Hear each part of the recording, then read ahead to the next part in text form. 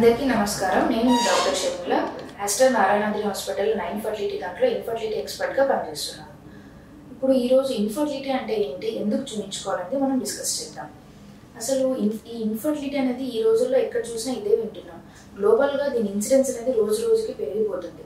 Every 6 కపుల్లో 1 couple is getting affected with infertility. అసలు infertility definition అంటే ఏంటి? భార్యాభర్తలు ఇద్దరు సంవత్సరం పాటు రెగ్యులర్గా సెక్షువల్ ఇంటర్కోర్స్ చేసినా ఎటువంటి కాంట్రసెప్షన్ కానీ, గర్భం రాకుండా ఎటువంటి మెథడ్స్ కానీ, ఎటువంటి విధానాలు కూడా వాడకుండా వాళ్ళు 1 ఇయర్ పాటు రెగ్యులర్గా ట్రై చేసినా వాళ్ళకి ప్రెగ్నెన్సీ రాకపోవడాన్ని ఇన్ఫర్టిలిటీ అంటాము. ఓకే, ఇన్ఫర్టిలిటీ సమస్య ఉన్నప్పుడు ఎందుకు చూపించుకోవాలి? ఈ కాలంలో మనం ఉండే జీవన విధానం కానీ, మనం తినే ఫుడ్ కానీ, డైట్ కానీ, ఎన్విరాన్మెంట్ కానీ, మనం వర్క్ చేసే కండిషన్స్ కానీ, మన స్ట్రెస్ లెవెల్స్ కానీ చాలా పెరిగిపోయాయి. దీనివల్ల బోత్ మేల్ అండ్ ఫీమేల్, ఆడవాళ్ళు మగవాళ్ళు ఈక్వల్గా అఫెక్ట్ అవుతున్నారు ఇన్ఫర్టిలిటీలో.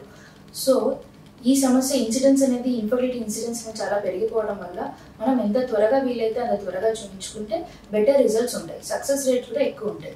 మనకి ఏజ్ పెరిగే కొద్దీ మన ఎగ్ క్వాలిటీ కానీ, మన స్పర్మ్ క్వాలిటీ కానీ తగ్గిపోతుంది. సో దీనివల్ల మీరు ఎంత తొందరగా వీలైతే అంత తొందరగా చూపించుకుంటే ఇన్ఫర్టిలిటీ సమస్య ఉన్న వాళ్ళు ఎక్కువ సక్సెస్ రేట్ వచ్చే ఛాన్సెస్ ఉంటాయి. తర్వాత ఇన్ఫర్టిలిటీ అంటే కేవలం IVF, IUI మాత్రమే కాదు, మనం న్యాచురల్గా కూడా మెథడ్స్ ఉన్నాయి. న్యాచురల్ మెథడ్స్ ద్వారా కూడా న్యాచురల్ కన్సెప్షన్ వచ్చే ఛాన్సెస్ ఉంటాయి. కాకపోతే తొందరగా కన్సల్ట్ అవుతే ఎక్కువ సక్సెస్ రేట్ ఉంటుంది.